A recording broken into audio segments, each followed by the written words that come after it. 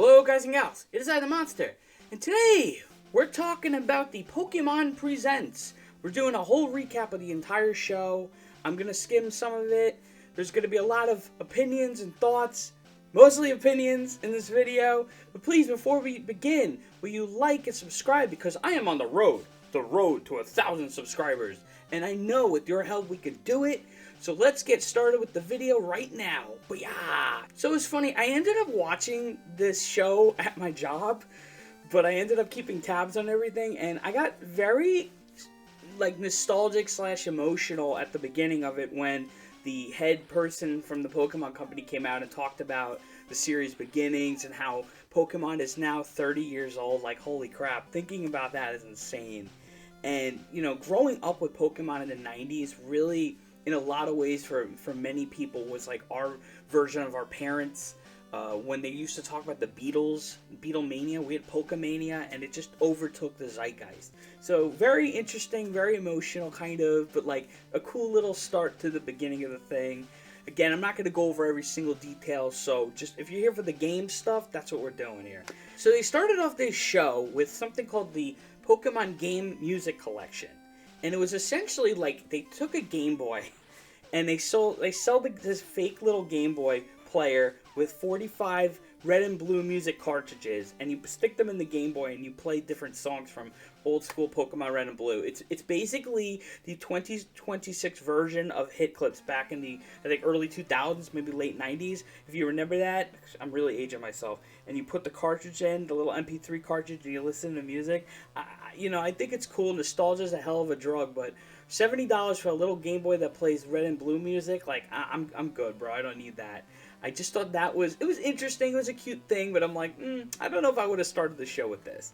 The other thing that was crazy was they talked about the 25th anniversary of Pokemon trading card game, and I'm thinking to myself all the stuff I collected as a kid and how fun that was. I never really played the games, and now people around my age are like buying up all the cards and minting them and selling them. I don't even know if you call it collecting, and I just find that fascinating. So shout out to anybody out there doing that. Shout out to anybody who's playing the game.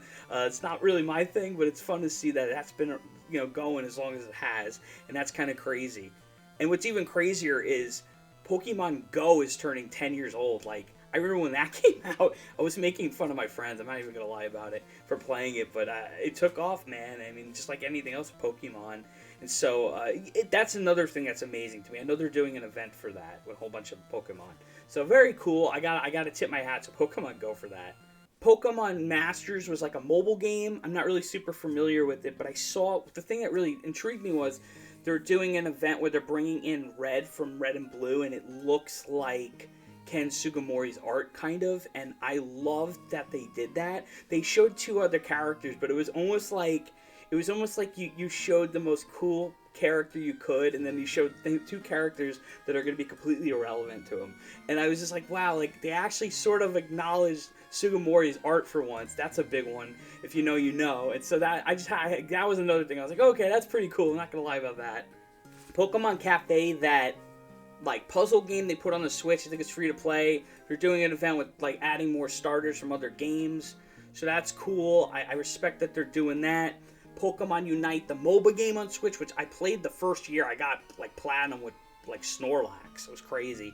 They're adding in all 3 of the legendary birds as playable characters, which I'm kind of like, I don't know how I feel about that. Like, I'm always very like hot and cold when they start adding legendaries to that game.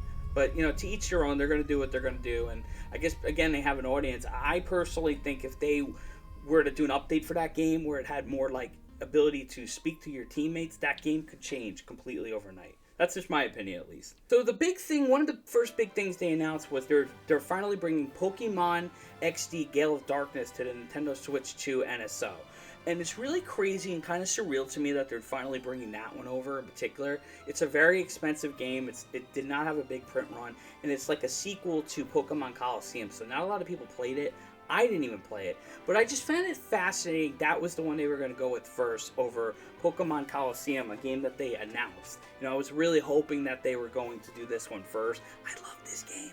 and it's dark, it's edgy, it's weird, it's actually pretty challenging, especially by the end, and I pre-ordered this sucker. This is like my childhood copy. I love this game so much.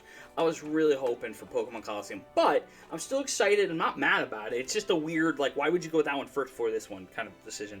So, hey, listen, go out there, play it when it comes out. It should be coming out in March, so that's really exciting. Be on the lookout for that, and then maybe they'll put this out towards the end of the year. Who knows? And of course, I would be remiss if I didn't talk about the upcoming Pokemon Fire Red and Leaf Green re-releases coming to the Nintendo Switch that have been kind of controversial with some folks. They're both going to be $20 a piece. They're digital. There's no online. However, there's Pokemon Home function, so you'll be able to connect with a bunch of games. Personally speaking here, I'm very happy about this only because they actually did something. The Pokemon Company, Game Freak, actually did something and put old games on the console, on the service, and are just giving people the opportunity to actually play the games. I think that's important, especially for game preservation. I understand the online thing is offending a lot of people, but $20 for a Pokemon game in 2026 is pretty good, and that game is how many years old? You know what I mean? That's like early 2000s. The other thing is like, I hate to be, again, controversial here, but a lot of folks out there have been jacking up the game market because they're buying physical copies of these same games that have no online, and they're spending hundreds of dollars on them. So, I mean, you got to take what you can with this, and who knows, maybe this is, like, leading to something, because they teased something, or it feels like a tease, on their Twitter, on the Pokemon Twitter. They talked about 2004 or 2006. It was a very particular year. I'll find the tweet. And a lot of people are theorizing that Pokemon Emerald is going to get a re-release now. So, very curious to see what that is. But I'm hoping, like, overall, I just want people to check them out. I did not actually own those two games as a kid. So, for me, it's very exciting. At the time, I was like, yeah, I'm good. I don't need remakes of Red and Blue. I got my copies, right? At the time.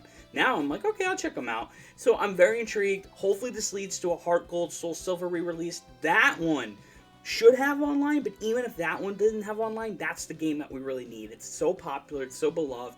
Again, the market's crazy. I just want to see a whole generation of people playing old Pokemon games. If we're not going to get the Classic Collection, which obviously, I'm spoiling this now, there's no Classic Collection this presents, I think at this point you got to do something now. You gotta throw us a bone. And if it's $20, if it's $30, whatever the hell it's going to be, people are going to pay for it. So, sorry, I know that's controversial and boo, but like, again, it's just how it is, Sometimes you gotta go for it, or you just say, okay, I don't want to spend the money, and that's okay. You're entitled to that opinion, but you could bet your butt I'm gonna pick up probably Leaf Green. I think Leaf Green is the one I'm gonna roll with, because I was looking at the lineups and I never had green, so I just thought that was a kind of a fun one to pick up. Red, red's everybody getting red. So yeah, I'm very excited. Those should be out today, so that's exciting. And I saw that it was already #1 on the Switch shop, so that's crazy. I love that everybody just jumped on top of that right away. So again, imagine if they put out more popular ones. Like, that's insane to me. So they keep talking about Pokemon Champions, and I'm gonna be completely just transparent here. I still don't fully understand what it is. Is it like Pokemon auto battles? Because it seems like you build teams and you're mostly just attacking each other in these big fights. They had a big trailer with real people in it. It's coming out later this year. And I have to be completely honest, I don't feel like I'm the audience for this. Maybe I am secretly, I don't know. But I don't, someone my age, I don't know how many of us 30-somethings are going to go and play this. Again, to each their own. Is it free to play? I don't know anything about this game. So maybe it's a hit. I don't know. It's Pokemon, right? So anyways, yeah, that's coming out. We'll see what that's going to turn into. I'm just, it's I almost forgot it existed, to be completely honest with you guys. So Pokemon Legends GA, the DLC Mega Dimensions, is that not out? I thought it was out already. They announced that they're going to add a new version of, a new form for Mega Garchomp Z, and he flies, and it looks really cool. And I believe you have to defeat him in battle to unlock the stone to get him. So that's a cool, fun little idea. Again, it's only if you're interested in that DLC. I already talked about on this channel, I have no interest in it whatsoever. Loved Pokemon Legends GA, even with some of the flaws, but I won't buy DLC for that game. But Garchomp Z looks very cool. If you're a Garchomp head, which I know there's a lot of Garchomp heads out there. I remember when Pokken came out and everyone was talking about him. This thing is for you, basically, if you're a fan of that Pokemon. Which, hey, more forms. I'm down with that. I think that's a cool idea. Still would have been nice to see a Mega of some of the birds like Talonflame, one of the main birds in your game, or I don't know, you bring back Corsola and you finally give Corsola a Mega. I'm just saying, I have like a love-hate relationship with Pokopia because in theory it looks like a game that's designed for somebody like me. It's the Koei Tecmo team that I believe did Dragon Quest Builders, working on a Pokemon Builders game, and you're talking to all the different Pokemon, you're a Ditto kid, and it's really cute. I love the idea of it. They showed, it's coming out in March, they showed that it's got 3-person multiplayer, you can play with each other or visit each other's towns. There's a Greedent, a Chef Greedent, the squirrel that's going to cook different dishes for your Pokemon characters. There's a Rotom radio that you can collect CDs for and play old Pokemon game music, which I love. Like, this game looks awesome. I'm just really mixed on the whole game keycard thing, the fact that it's not going to be on regular Switch, you know, that stuff. Like, it's bittersweet. I don't have a Switch 2 at the moment. I'm not in a rush. And so it's like, I would have bought it digitally if I had one. And I really wish it came to regular Switch. Like, I'm sorry. I could totally stomach a 30 FPS version of a Builders game. Like, who cares? So, to me, Pokopia looks great. I heard a lot of rumblings, good positive buzz about it from people that are checking it out secretly behind the scenes. And so I'm very happy about that. But yeah, it's like a love-hate. Like, I definitely want to check it out, but it's just not going to happen anytime soon. But yeah, cool stuff nonetheless. That Rotom is a really cute idea. I wonder if he shows up in another game or something. So we'll see. But yeah, Pokopia, it's coming out in March. Before we get to the last announcement of the Pokemon Presents, I just wanted to be a little open here about some thoughts.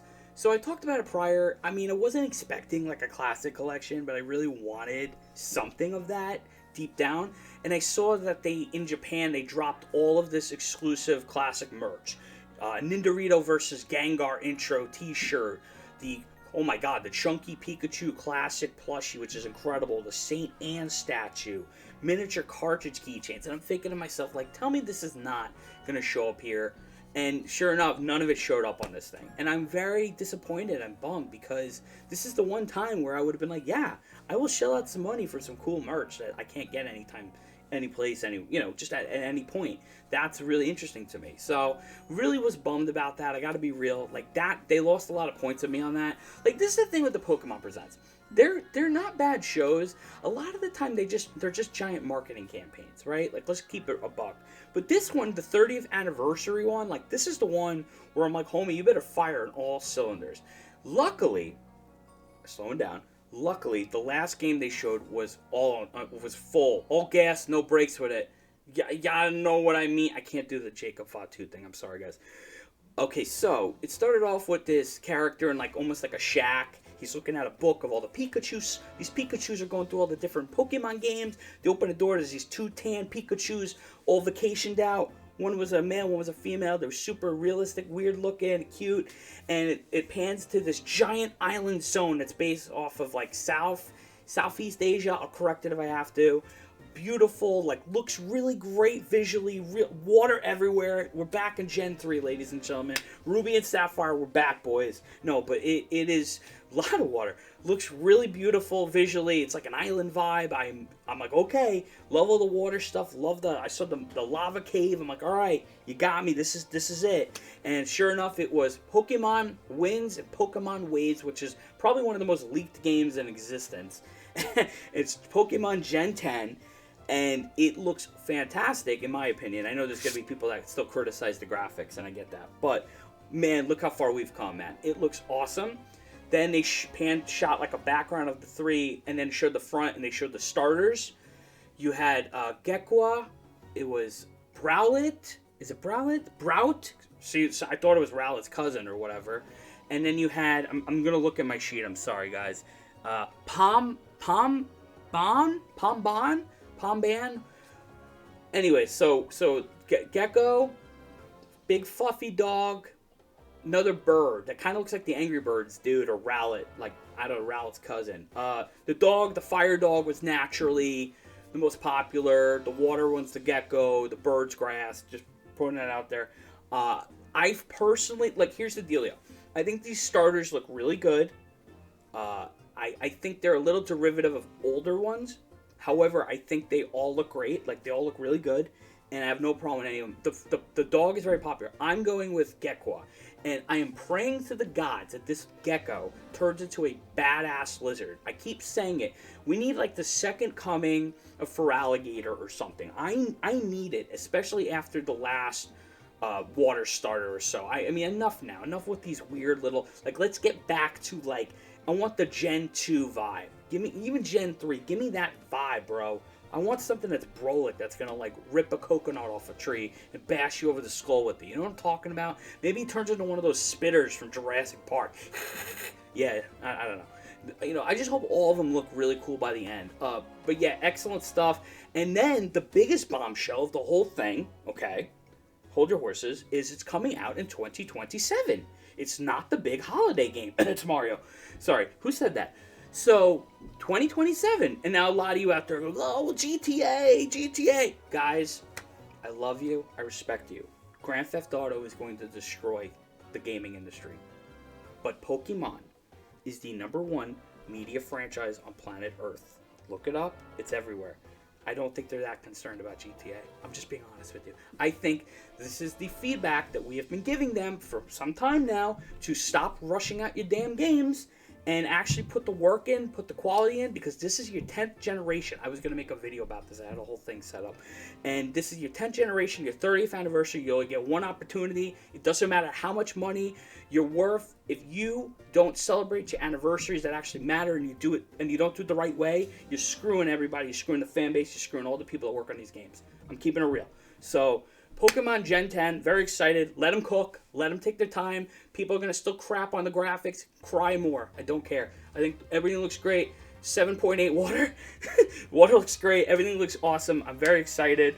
And I really want a new elephant Pokemon. I'm just selfishly going to say that. Or like a turtle. One of those would be cool. But yeah, I'm really excited. I am very jazzed. I feel good about this. Maybe there's going to be something else coming this year from Pokemon. Again, I don't know. Re-releases, who the hell knows. But I'm very excited and I'm looking forward to it. Was this the greatest presents of all time? Absolutely not.